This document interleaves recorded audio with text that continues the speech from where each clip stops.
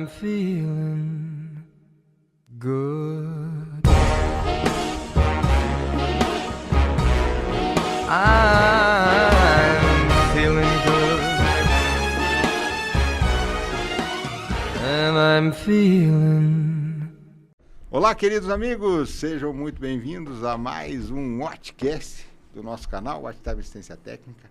Hoje num formato diferente, aqui fazendo uma entrevista com o meu querido amigo, já conhecido, figurinha carimbada de vocês, nosso...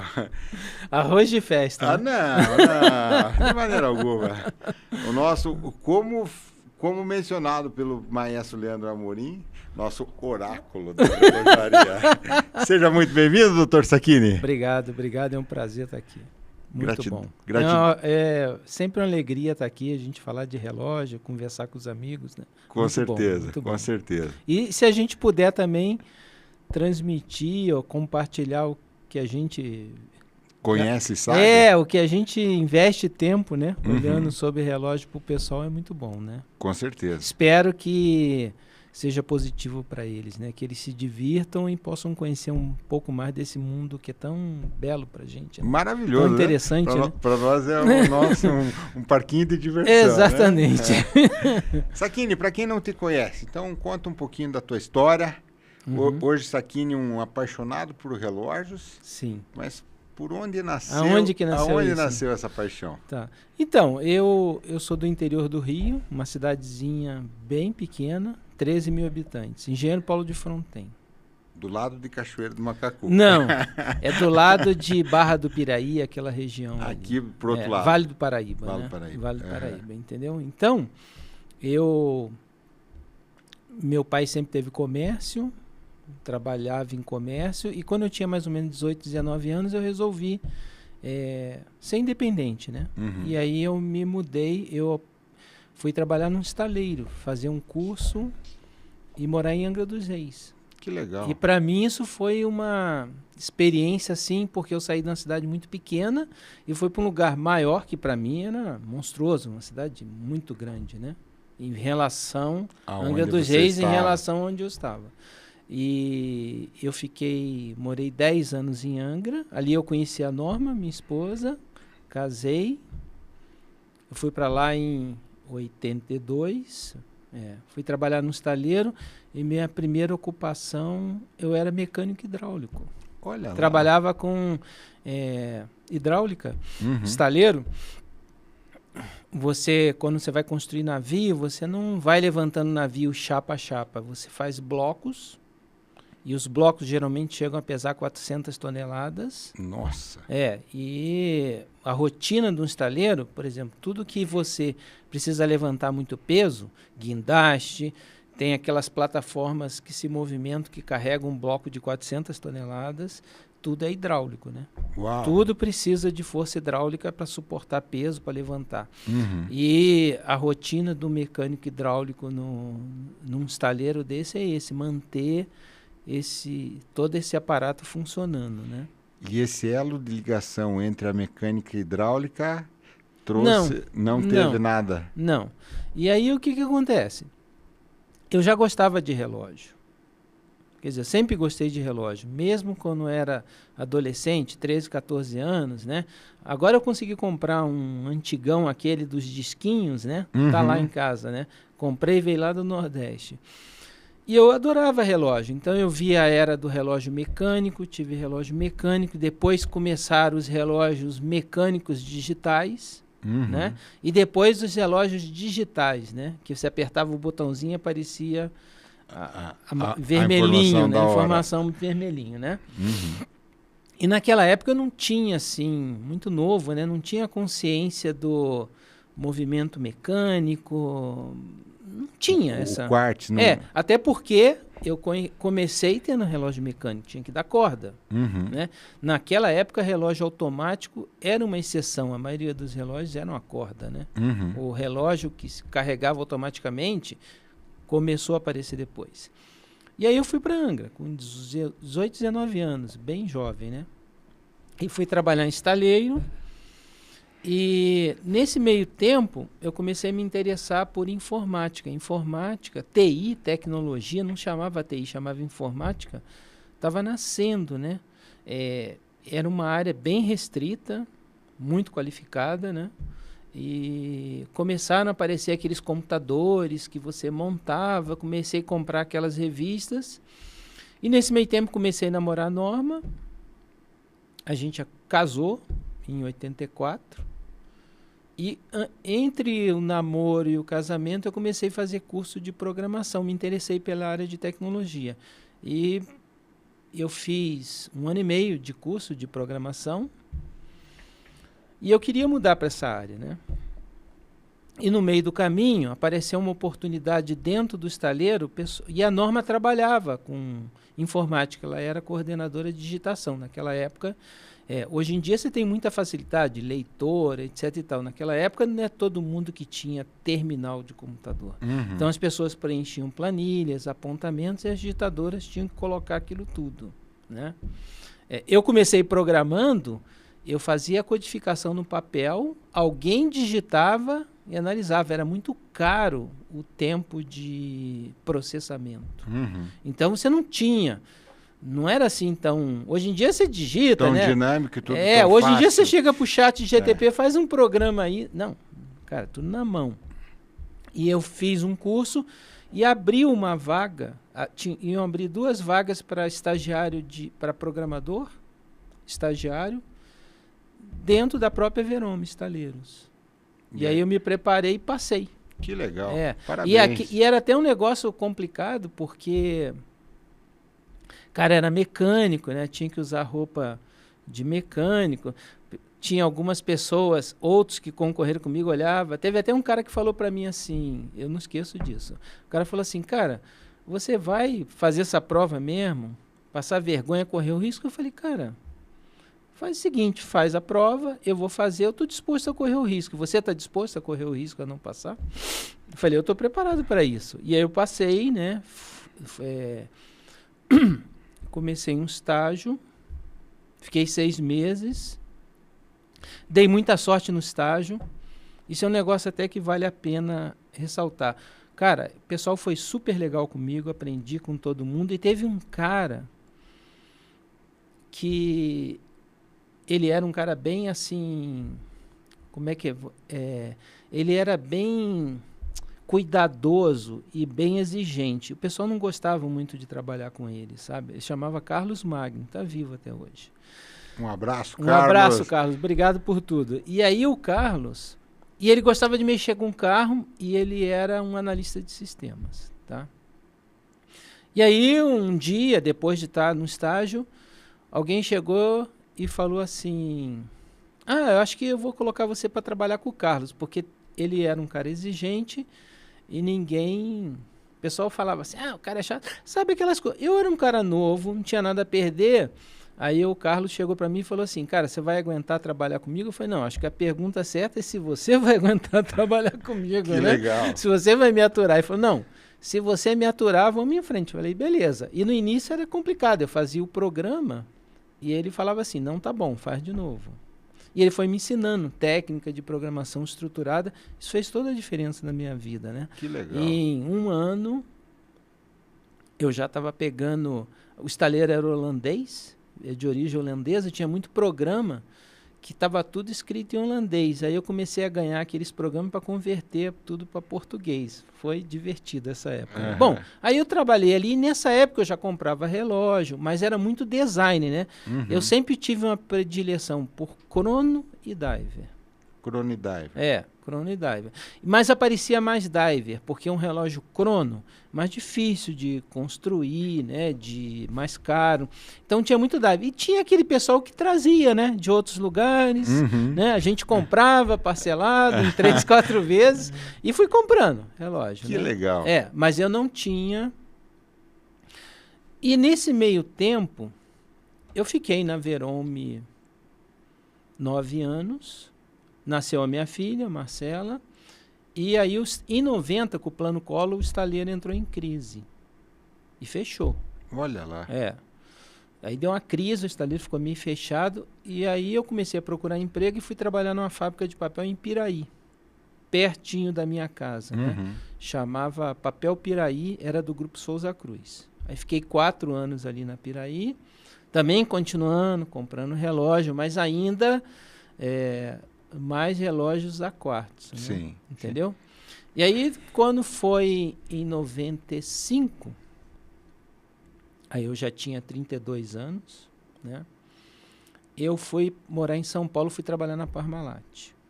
Foi aí que a coisa... Degringolou. a coisa... Aí que o bichinho do relógio mecânico. Picou. Aí eu comecei a olhar mais para aquilo, entender um pouco mais a natureza do relógio mecânico e fui. E comprei.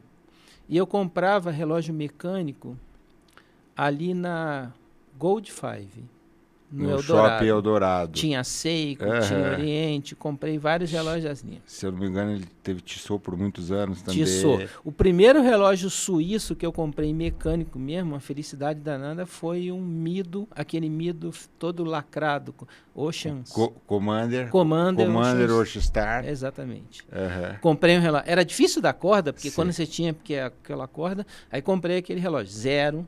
Cara, felicidade danada, né? Comprei aquele relógio mecânico e aí, cara, começa. Né? Era dourado ou era em aço? Não, em aço. Em aço. Em aço. Nunca gostei assim de relógio totalmente dourado. Né? Uhum. Um detalhe ou outro sim, mas Sim. totalmente dourado não.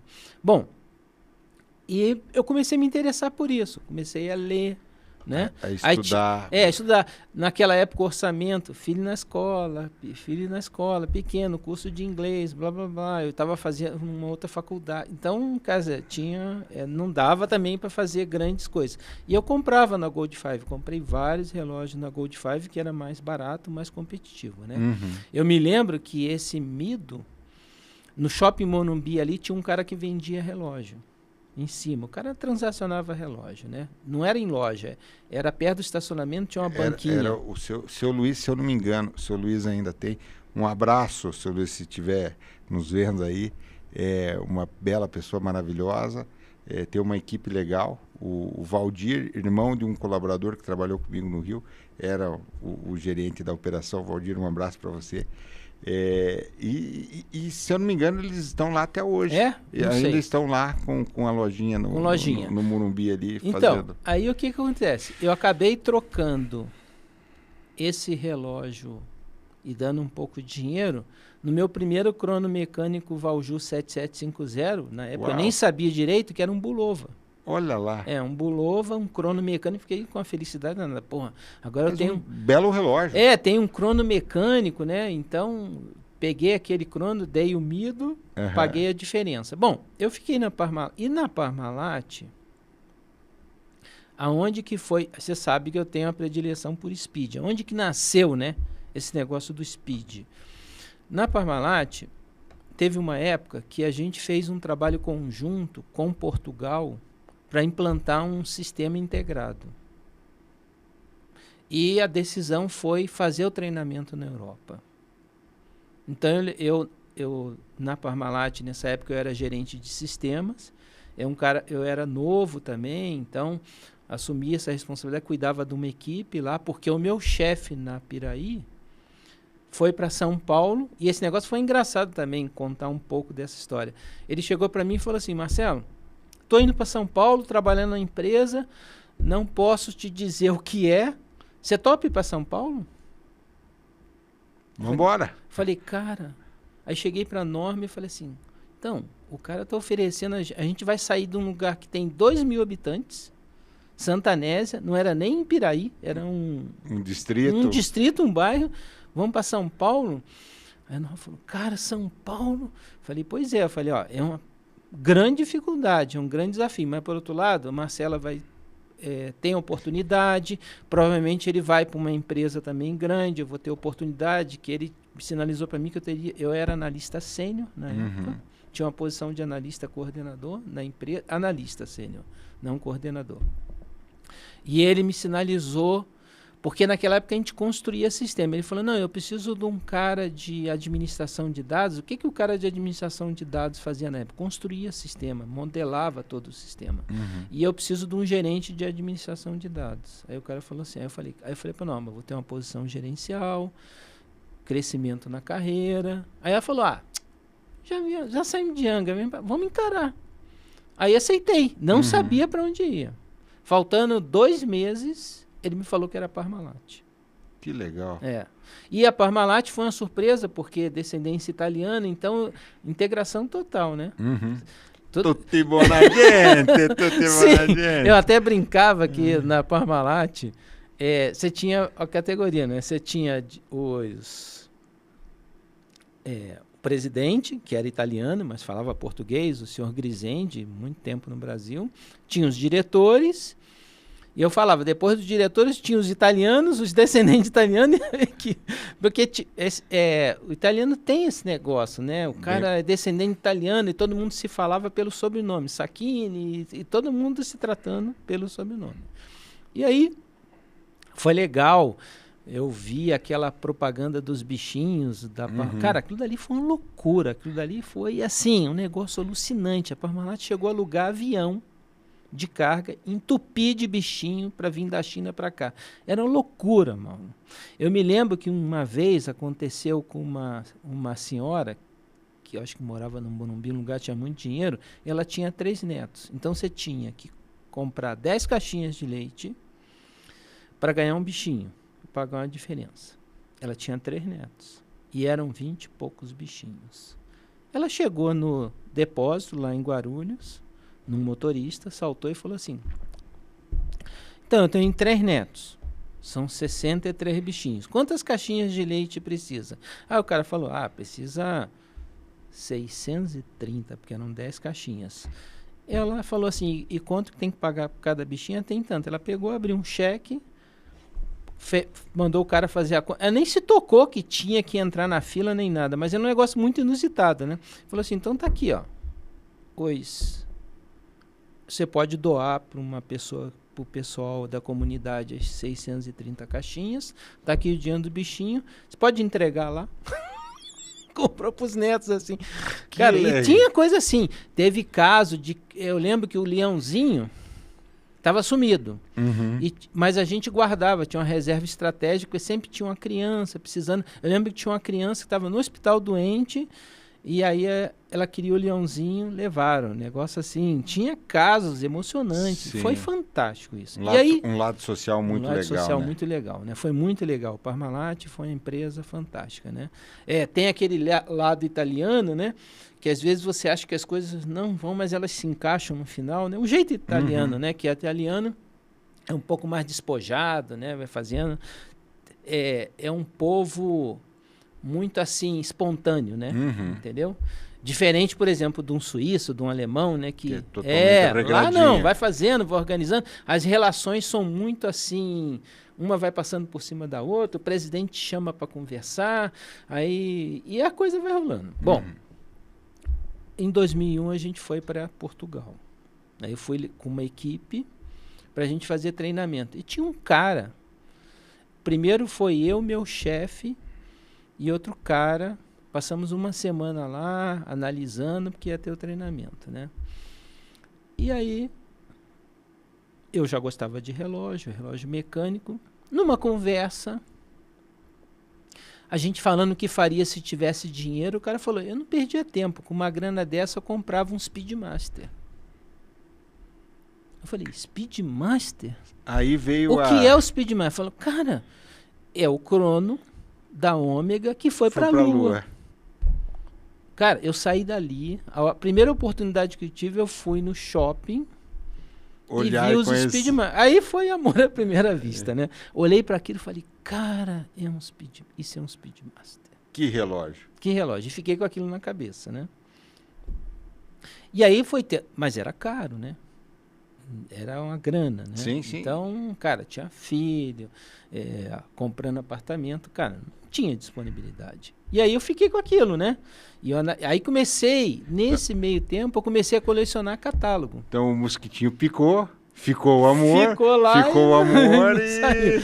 e aquilo foi revigorando dentro do corpo. Exato. E aí eu comecei a colecionar catálogo de relógio, tem um monte até hoje. Então eu ia nas lojas, conversava com o pessoal e colecionando catálogo, né? E até que eu comprei o meu primeiro Speedmaster, que na realidade foi um Reduced 39. Comprei 0 na Dryzoom, Em São Paulo, em São Paulo. lindo, mostradores ali, mostrador preto, vidro de Exalite, 39, eu acho hiper confortáveis esses Reduced 39. E aí o que eu fiz? Eu fiquei com esse relógio, depois eu comprei também na feira do MASP, comprei Speed 2 tons, acabei vendendo também, comprei azul. Aí eu fui, né? Ia trocando de relógio, comprava um, ficava. Esse Speed, esse primeiro eu não comprei. Eu acabei dando de presente para minha filha quando ela fez 21 anos. Tá com ela até hoje. Você já revisou o relógio. Que né? legal. Falando disso, tá na hora de revisão, hein? Fazer uma nova revisão. Vamos pegar o gancho aí. Tá vendo? Marcela, manda o seu relógio para revisão. Isso é importante, gente. A cada 5 anos, ele tá brincando aqui, mas é sério. A cada 5 anos, vocês deveriam levar o relógio. Quem tem facilidade, Curitiba, São Paulo e Rio, tem a Watch Time, né? E também você pode também mandar para o correio, né? Mandar para o correio. Você que tem seu relógio em casa, se está fora desse eixo, Rio, São Paulo e Curitiba, a gente organiza e faz a coleta para você no seu local. Então, escreve aí para a gente, manda um WhatsApp, 11 30 31 8551 e fala, olha, eu assisti o Watchcast e o Mauro prometeu fazer a coleta do relógio. A gente organiza por DHL ou FedEx para coletar o seu relógio por orçamento.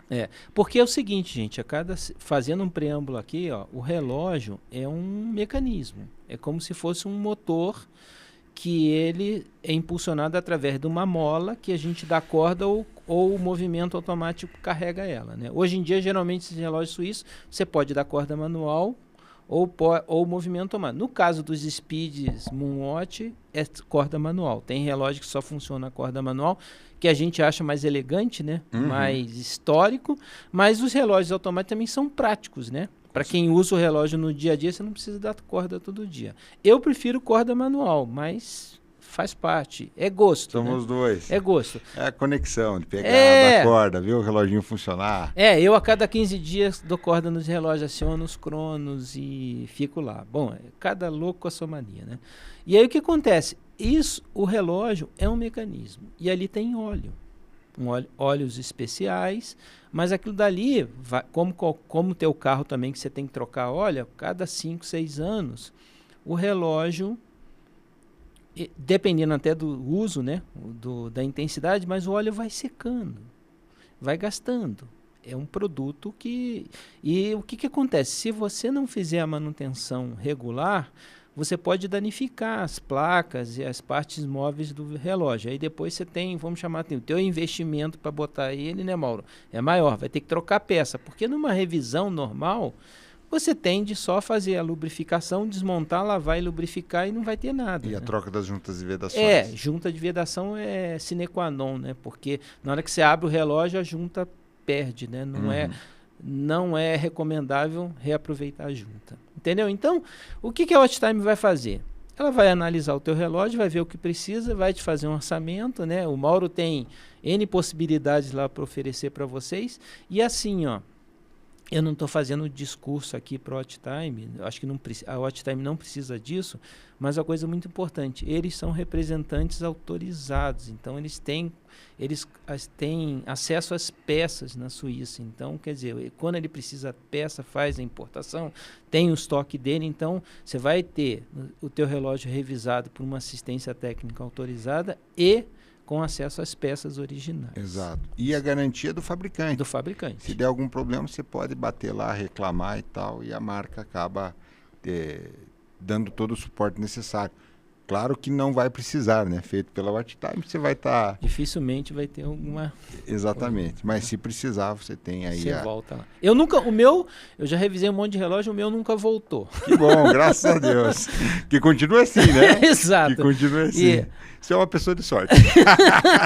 E aí, fiquei com esse Speed, fui comprando e finalmente eu não conhecia, mesmo lendo. E aí um dia apareceu no Mercado Livre o Douglas Gravina, Uhum. que ele tem um codinome, tinha um codinome lá, Mochicoin, né? Mestre Gravina, Mestre um abraço Gravina. pra você. Tudo de bom, né? O cara, o nosso mestre mesmo, né? O Papa de Ômega no Brasil. Eu falo pra ele, quando eu vejo no Instagram aqueles relógios que ele posta, eu falo assim, mestre, dá até palpitação quando a gente vê esses relógios. Hoje eu vi aquele Contique. É da onde? Eterna. Eterna Contique. Mas tava lindo, lindo, lindo, lindo. Eu falei assim, cara, como é que ele consegue isso aí? É impressionante. Ele tem um Um belo abraço, acervo. mestre Douglas. Tudo de bom pra você. E aí o que acontece? Tinha lá um Speed 321 vendendo. E aí eu comecei a ler. E o Douglas é um cara muito organizado. Ele vende o relógio com a história. Né? Uhum. Tinha todos os posts explicando. Ele faz um negócio fantástico. Era um relógio de 66, que já estava mostrador um pouco desgastado pela idade, ponteiro, né? E aí eu comprei esse relógio. Aí eu entrei de vez no Speed, né? Porque eu falei, agora eu tenho La Máquina.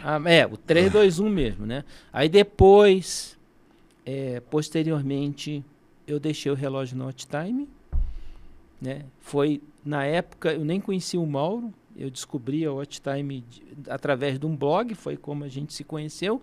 E aí em São Paulo, esse pessoal revisou o relógio. Eu tenho os ponteiros originais, mostrador, tudo, mas a Watch Time revisou o relógio, trocou o mostrador, trocou o ponteiro como original, né? Uhum. E botou um fundo transparente, né? E ficou bem legal, tem esse relógio até hoje. O Mauro acabou de revisar ele o ano passado, né? Uhum. Fez uma revisão, você vê, só trocamos a corda, né? Exato. A corda que precisava trocar, mas o relógio que tem 57 anos tá lá, né? Tá como lá. novo, né? Funcionando perfeitamente. Perfeitamente. Que legal. E aí foi assim, e eu tô até hoje. Eu não, assim, olhando bem, eu não tenho essa visão assim de ter uma batelada de relógio. Não é. Até porque, não sei, tem que cuidar. E eu sou um cara... Marcelo, para você que está em casa, Marcelo é uma pessoa muito organizada e sistemática. Virginiano, né? de signo e de vida, de coração.